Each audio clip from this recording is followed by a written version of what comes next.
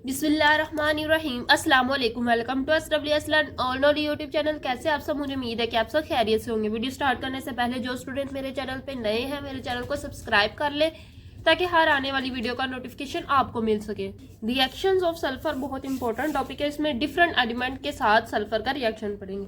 तो सल्फर जो है वो क्या करता है, डिफरेंट एलिमेंट के साथ रिएक्ट करता है। ये डिफरेंट एलिमेंट, कोई भी एलिमेंट हो सकता है, ब्रोमीन, क्लोरीन, उसके अलावा ऑक्सीजन, उसके अलावा बहुत से एलिमेंट्स हो सकते हैं, कॉपर। इसके साथ मिलके या तो ऑर्गेनिक प्रोडक्ट बनाएगा या इनऑर्गेनिक कंपाउंड बनाएगा। ठीक है, जब भी सल्फर जो है किसी एलिमेंट के साथ मिलता है तो variety of organic and inorganic compounds बनाता है। मतलब ये डिफरेंट एलिमेंट्स के साथ मिलके डिफरेंट कंपाउंड्स बनाता है। अगर तो ये ऐसे एलिमेंट के साथ मिल रहा है जो ऑर्गेनिक है तो ऑर्गेनिक कंपाउंड बनाएगा। अगर वो किसी ऐसे एलिमेंट के साथ मिल रहा है जो इनऑर्गेनिक है तो इनऑर्गेनिक कंपाउंड बनाएगा। तो ये variety of organic and inorganic compound बना सकता है, लेकिन ये कुछ एलिमेंट के साथ रिएक्ट नहीं करता। अंडर नॉर्मल कंडीशन सल्फर जो है रिएक्ट किस किस के साथ रिएक्ट नहीं करता। नॉर्मल कंडीशन में ये रिएक्ट नहीं करता वाटर के साथ, वाटर के साथ भी ये रिएक्ट नहीं करता। इसी तरह नोबल गैसेस, नोबल गैसेस का तो आपको पता ही है, हीलियम, नियोन, आर्गोन, पूरा नोबल गैसेस का ग्रुप है, उसमें से किसी के भी साथ सल्फर रिएक्ट नहीं करता। ना ही वाटर के साथ रिएक्ट करता है, ना ही नोबल गैसेस के साथ रिएक्ट करता है, और ना ही non oxidising acid. Non oxidising acid जैसे HCl, HBr, HI, वो एसिड्स जिनमें जो एसिड्स है वो इजीली H प्रोटॉन दे देते हैं, उनको कहते हैं नॉन ऑक्सीडाइजिंग एसिड्स। क्योंकि उनके साथ ये जो जुड़े हुए ग्रुप है ये इतने ज़्यादा स्ट्रॉन्ग नहीं होते, तो ये इजीली प्रोटॉन को दे देते हैं, इसलिए इनको कहते हैं नॉन ऑक्सीडाइजिंग एसिड्स। और ये भी जो है ये सल्फर के साथ रिएक्ट नहीं करते। तो ये जो सारे हैं ये सल्फर के साथ रिएक्ट नहीं करेंगे। कुछ एलिमेंट सल्फर के साथ रिएक्ट करके variety of organic and inorganic product बनाते। अब हमने पीछे सल्फर की एक प्रॉपर्टी पढ़ी थी, कैटिनेशन। कैटिनेशन के बारे में हमने पढ़ा था कि सल्फर जो है वो खुद के साथ ही रिएक्ट करके खुद के साथ ही बॉन्ड बनाता है और एक लंबी चेन बना सकता है। जो सल्फर है वो क्या करता है, दूसरे सल्फर के साथ बॉन्ड बनाता है और एक लंबी चेन बनाता है। इस प्रोसेस को हम कहते हैं कैटिनेशन। इस तरह वो स्ट्रेट चेन भी बना सकता है। पीछे हमने क्राउन स्ट्रक्चर पढ़ा था, तो उसमें क्या थी, एक रिंग लाइक स्ट्रक्चर बन रहा था। तो ये क्या, एक रिंग लाइक स्ट्रक्चर। तो ये रिंग लाइक स्ट्रक्चर भी बना सकता है और स्ट्रेट चेन स्ट्रक्चर भी बना सकता है बाय दिस प्रॉपर्टी। कैटिनेशन की प्रॉपर्टी की वजह से ये स्ट्रेट चेन स्ट्रक्चर भी बना सकता है और रिंग चेन स्ट्रक्चर भी बना सकता है। सल्फर का हम पहला रिएक्शन पढ़ने लगे। जो सल्फर है ये एयर के साथ भी रिएक्ट करता है। एयर में मौजूद जो ऑक्सीजन है उसके साथ रिएक्ट करता है। जब हम सल्फर को एयर की प्रेजेंस में बर्न करते तो वो क्या करता है, जो सल्फर होता है वो एयर में मौजूद ऑक्सीजन के साथ रिएक्ट करता है और रिएक्ट करने के बाद सल्फर डाइऑक्साइड बनाता है। सल्फर डाइऑक्साइड एक गैस है। तो सल्फर जो है अगर हम उसको बर्न करें इन एयर तो वो एयर में मौजूद ऑक्सीजन के साथ रिएक्ट करके सल्फर डाइऑक्साइड बना लेता है। सल्फर डाइऑक्साइड तो इजीली बन गया, लेकिन सल्फर का एक और ऑक्साइड होता है जिसको कहते हैं SO3 यानी सल्फर ट्राइऑक्साइड। अब ये जो ऑक्साइड है इसको बनने के लिए बहुत ज्यादा टेम्परेचर चाहिए और ये कैटलिस्ट की प्रेजेंस में बनता है। ये तो देखो सिंपल सल्फर ने ऑक्सीजन के साथ रिएक्ट करके सल्फर डाइऑक्साइड बना दिया, लेकिन सल्फर ट्राइऑक्साइड तब बनेगा जब बहुत ज्यादा टेम्परेचर होगा और कोई ना कोई कैटलिस्ट प्रेजेंट होगा। जैसे मैं आपको एग्जांपल देती हूँ, अगर हम सल्फर डाइऑक्साइड ले लेते हैं, उसमें ऐड करते हैं ऑक्सीजन, तो हमें क्या चाहिए, बहुत ज्यादा टेम्परेचर चाहिए और कैटलिस्ट कोई भी हो सकता है। जैसे मैं प्लाटिनम लेने लगी तो प्लाटिनम कैटलिस्ट ले लिया, ये सल्फर डाइऑक्साइड ऑक्सीजन के साथ मिलकर सल्फर ट्राइऑक्साइड बना देगा। तो ये सिंपल कैसे हुआ, टेम्परेचर की प्रेजेंस में और कैटलिस्ट की प्रेजेंस में ये रिएक्शन होगा। अगर कैटलिस्ट या टेम्परेचर नहीं होगे तो ये रिएक्शन नहीं होगा। अब सल्फर की बात कर रहे हैं, अगर सल्फर का हम रिएक्शन करें नाइट्रिक एसिड के साथ, NO3 को हम क्या कहते हैं, नाइट्रिक एसिड, इसके साथ अगर सल्फर रिएक्ट करे ना तो सल्फर क्या करेगा, इसको ऑक्सीडाइज कर देगा। ऑक्सीडेशन क्या होता है, ऑक्सीडेशन होता है या तो हम ऑक्सीजन को ऐड करें या हाइड्रोजन को रिमूव कर दें। तो इन दोनों में से कोई एक प्रोसेस होगा तो ऑक्सीडेशन होगी।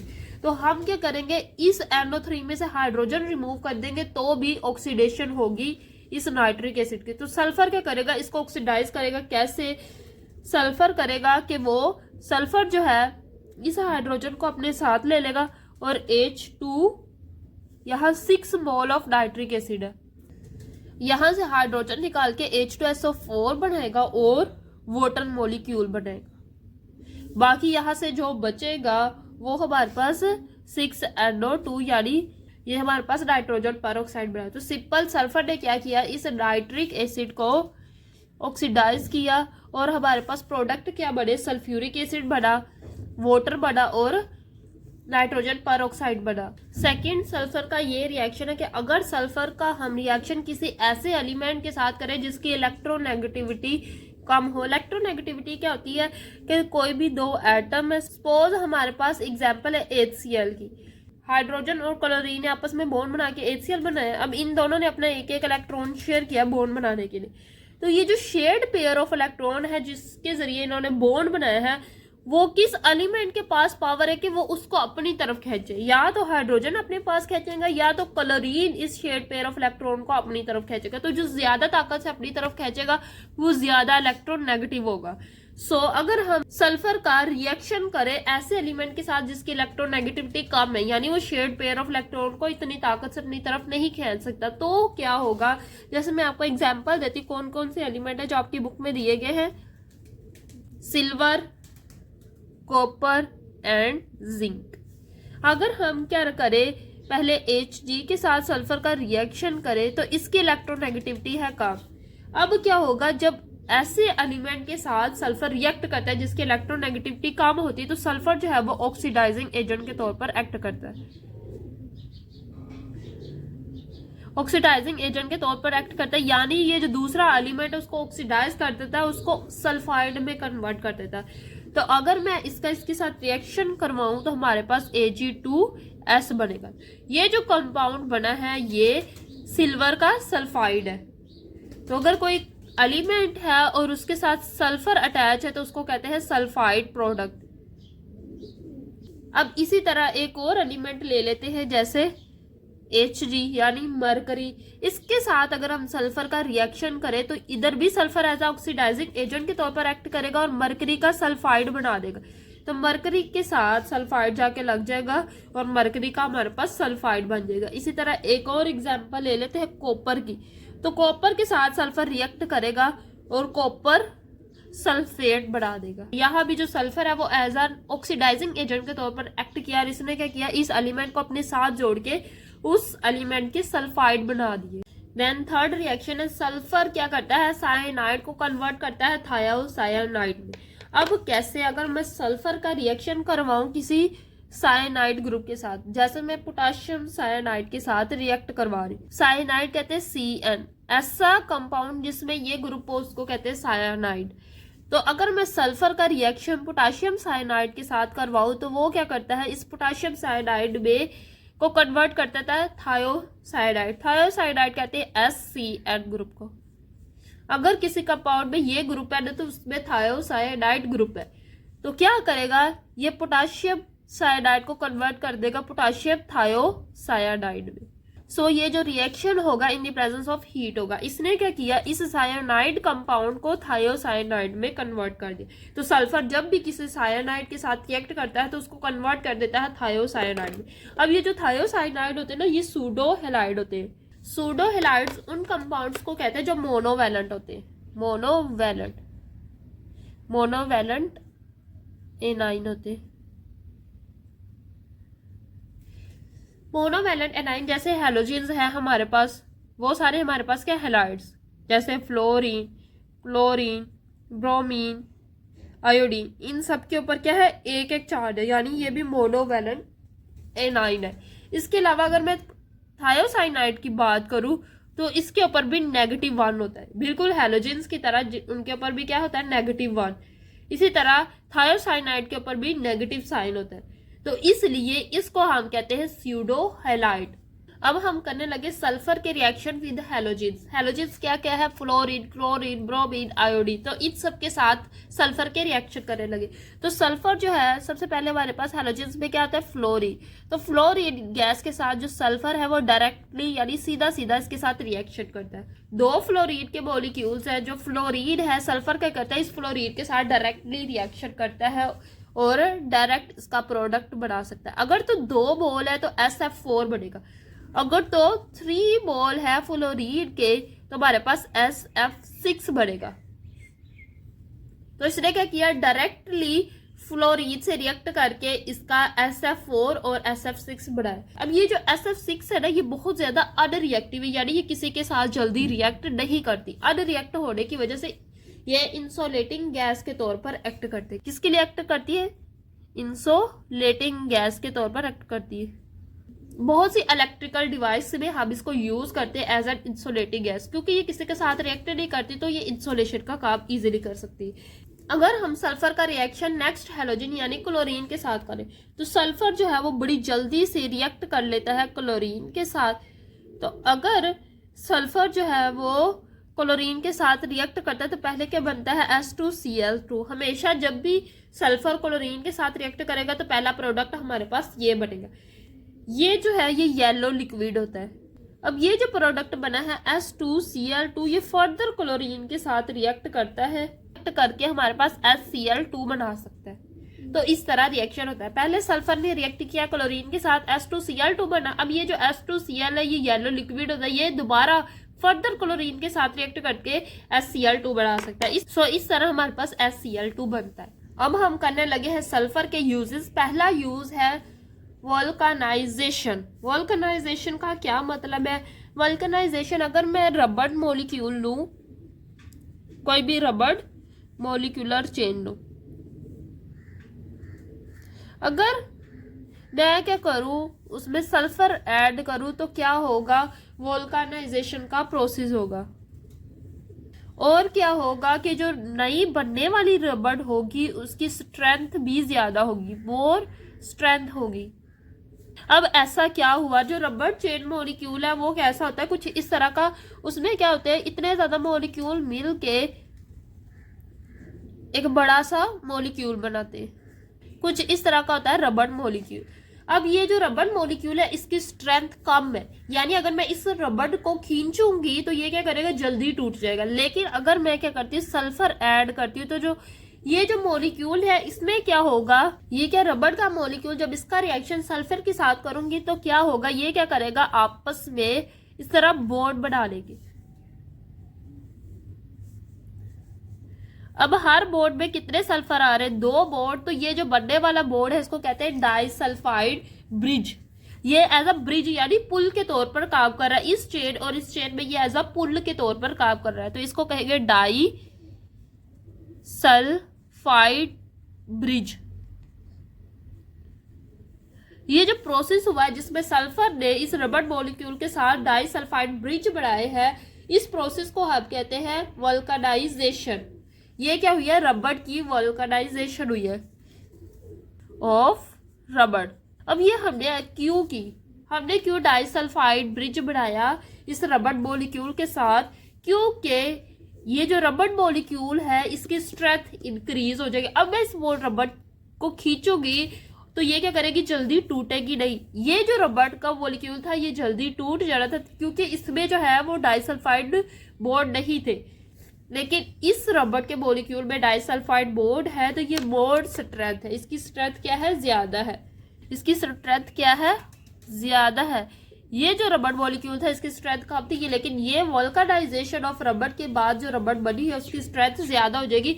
वल्कनाइजेशन प्रोसेस के बाद जो रबड़ है उसकी स्ट्रेंथ ज्यादा हो जाती है। पहला सल्फर का यूज हो गया वल्कनाइजेशन ऑफ रबड़। अब दूसरा जो है वो फर्टिलाइजर। फर्टिलाइजर कहते हैं खाद।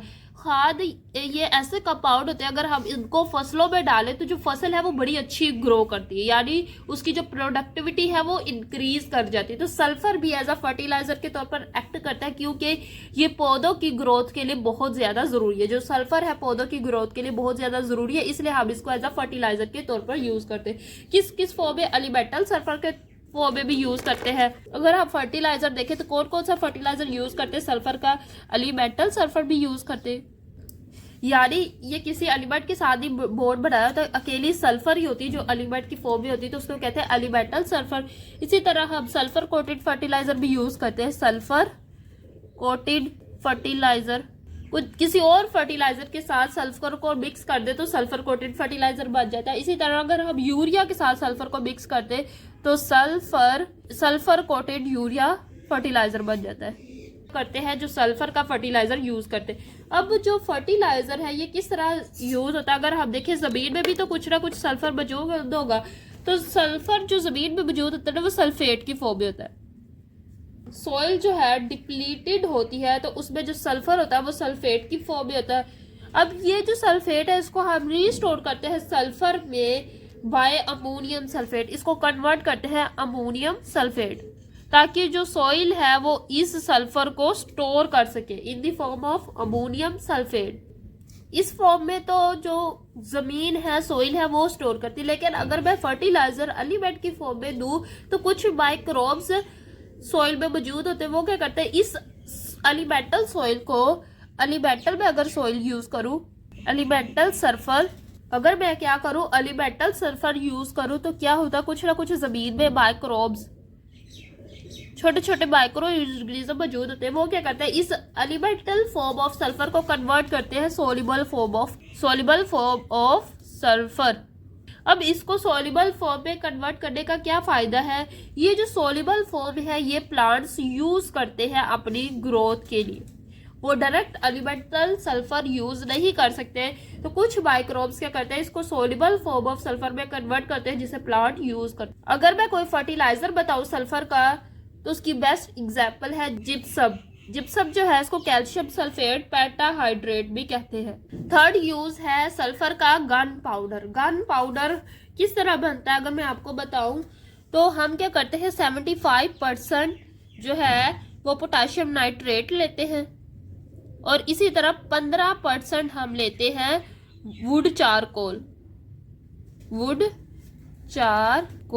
अब वुड चारकोल जो है वो प्योर कार्बन होती है, तो 75% अगर हम पोटाशियम नाइट्रेट ले और 15% वुड चारकोल ले और अगर हम क्या करें 10% सल्फर ले, इन तीनों को मिक्स कर दे यानी ब्लेंड कर दे और पाउडर की फॉर्म में कन्वर्ट कर दे, तो हमारे पास क्या बनेगा course blend.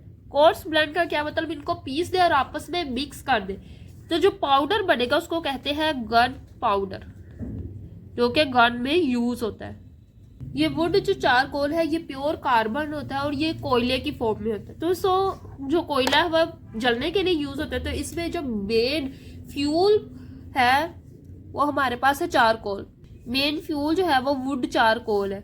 Would charcoal as a fuel use होता है गन पाउडर में जो जलता है। वुड चारकोल मेन फ्यूल है। अब ये जो पोटाशियम नाइट्रेट है ये क्यों यूज हुआ है, ये एज एन ऑक्सीडाइजर के तौर पर यूज हुआ है, ऑक्सीडाइजर के तौर पर यूज हुआ है।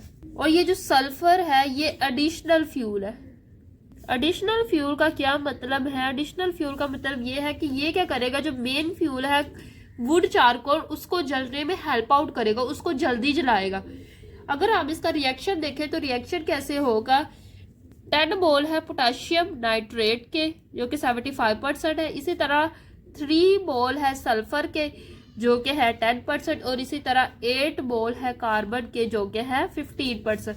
इन सारों को आपस में मिक्स किया तो हमारे पास क्या बना, देखो ये जब आपस में मिक्स हो गए ये गाढ़ पाउडर बनेगा और जब ये जलेगा तो क्या बनेगा, पोटाशियम कार्बोनेट बनेगा, K2CO3 बनेगा पोटाशियम कार्बोनेट और इसी तरह पोटाशियम सल्फेट बनेगा K2SO4 पोटाशियम कार्बोनेट बनेगा। इसी तरह और क्या बनेगा, जब कोई भी चीज को हम बर्न करते तो कार्बन डाइऑक्साइड गैस प्रोड्यूस होती और इसी तरह 6 mole of carbon dioxide gas produce होगी और नाइट्रोजन गैस प्रोड्यूस होगी, 5 mole of nitrogen gas produce होगी। तो ये सारी चीजें जब गन पाउडर जलेगा तो ये सारी चीजें प्रोड्यूस होगी। सो ये थी आज की वीडियो जिसमें हमने रिएक्शन ऑफ सल्फर किया और यूजेस ऑफ सल्फर किया। मुझे उम्मीद है कि आपको हर चीज अच्छे से समझ आ गई होगी। वीडियो अच्छी लगी तो वीडियो को लाइक करें और मजीद इसी तरह की वीडियोस के लिए मेरे चैनल को सब्सक्राइब करें। दुआ में ज़रूर याद रखिएगा। अल्लाह हाफिज़।